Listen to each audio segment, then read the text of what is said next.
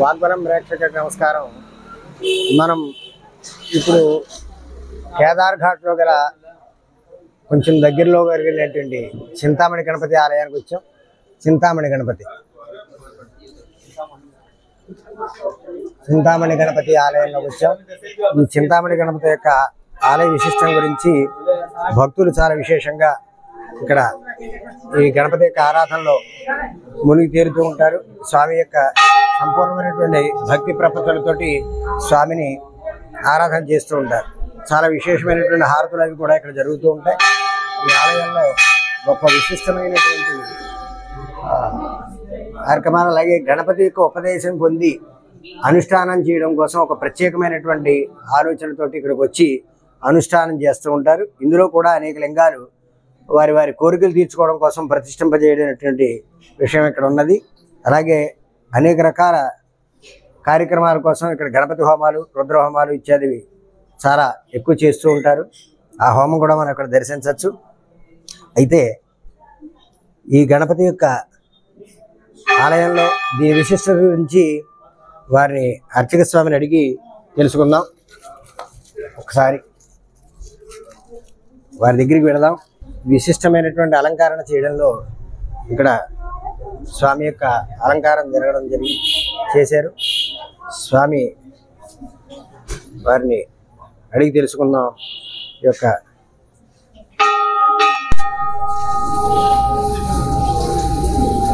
गणेश महाराज की जय।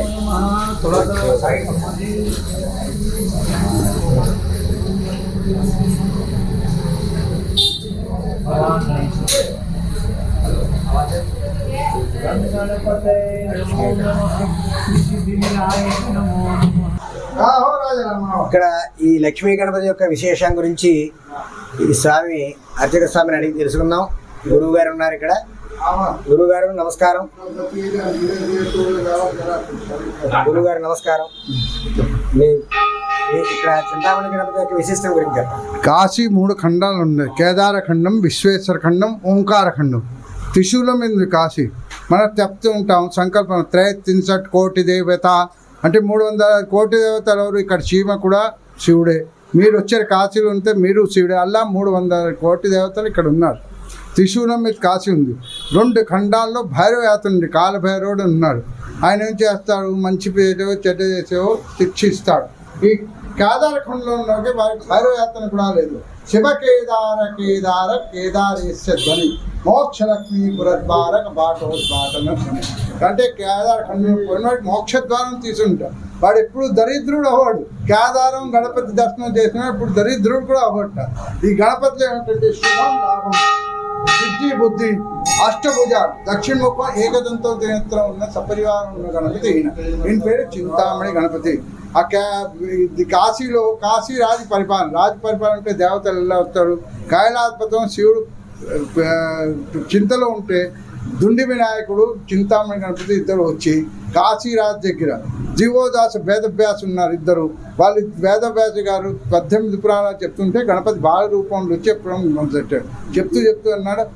ఇద్దరు వచ్చారు. ప్రళయం అవుతుంది, కాశీ విశ్వేశ్వరుడికి ఇచ్చేయండి. ఇక్కడ ఎవరు అధిపతి? విశ్వేశ్వరుడు.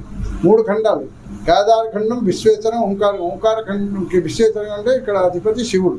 అక్కడ ఒడ్డున అవుతాయి.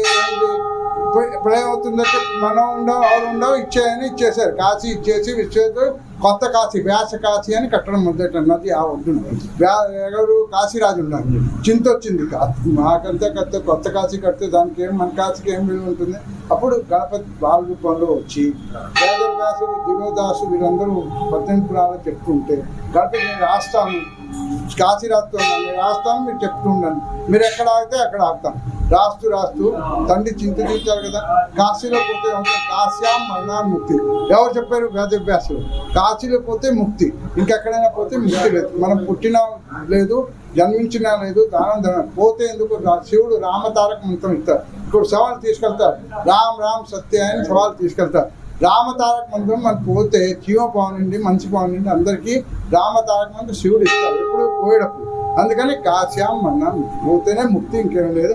ఈ కేదార ఖండంలో శివుడు కేదారేశ్వరుడు గణపతి ఇక్కడ దర్శనం చేసినాడు. ఎప్పుడు దరిద్రుడు ముక్తి ఇంకా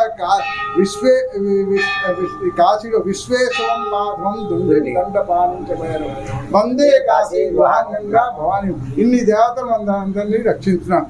మనసా చింతితం కార్యం సాధితం మణివత్య నామ్నా చింతామణి చింతితాత్మల.